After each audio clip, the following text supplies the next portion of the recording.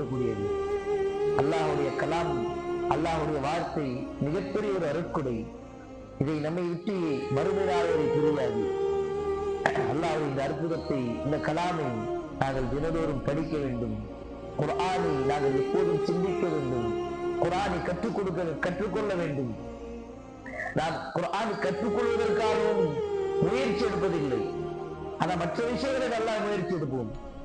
சாதாரணமான ஒரு சின்ன போன் வாங்குறோம், ஸ்மார்ட் போன், ஒரு சின்ன போன் வாங்குறோம். இந்த போனை எப்படி யூஸ் பண்றது,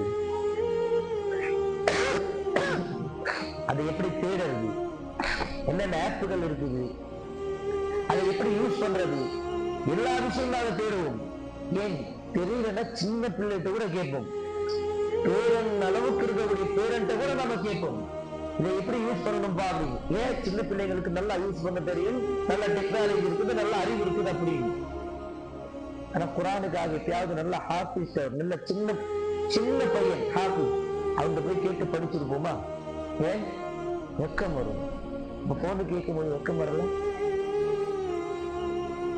குர்ஆனை கேட்பதற்கு வெக்கம் வரும்.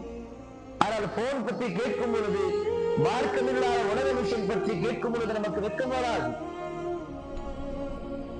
இதான நிலைமை நம்மளுடைய சூழ்நிலை. இப்படிப்பட்ட சமூகத்துக்கு அல்லாஹ்வுடைய உதவி எப்படி வரும்? அல்லாஹ்வுடைய உதவி வர வேண்டும் என்று சொன்னால் நாம் உங்களுடைய குர்ஆனோடு தொடர்பு வைக்க வேண்டும். சகோதரர்களே, பெரியவர்களே, குர்ஆனுக்கு கொடுக்கக்கூடிய முக்கியத்துவம் நம்முடைய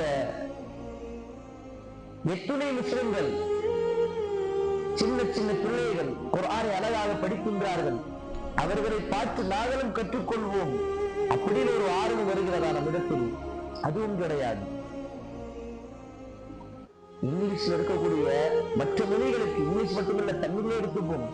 தமிழ்ல ஒரு வார்த்தை தவறாக சொல்லிவிட்டால், இங்கிலீஷ்ல ஒரு வார்த்தை தவறாக சொல்லிவிட்டால் நாங்கள் சிரித்து அவர்களை கலாய்க்கின்றோம், அவர்களை கேலி கிண்டல் செய்கின்றோம். சின்ன வார்த்தை படிக்க வரல, என்னத்த நீங்க படிச்சீங்க, என்னத்த நீங்க ஸ்கூலுக்கு போனீங்க அப்படின்னு அவர்களை சிரித்து அவர்களை கேலி கிண்டல் செய்யறோமா அல்லவா? யோசித்து பாருங்கள். அல்லாஹ்வுடைய வார்த்தை சரியாக எனக்கு படிக்க வராது. அல்லாஹ் இறக்கிய இந்த திருக்குர்ஆன் எனக்கு சரியா படிக்க வராது. இந்த கேவலமான விஷயத்தை யாரிடம் போய் சொல்ல முடியும்? ஆயத்தின் குறிச்சு நமக்கு தெரியுமா? மனப்பாடமா இருக்குமா நமக்கு? சரி, மனப்பாடமா இருக்கக்கூடியவர்களுக்கு சரியாக படிக்க தெரியுமா? எந்த இடத்தில் எப்படி அந்த எழுத்தை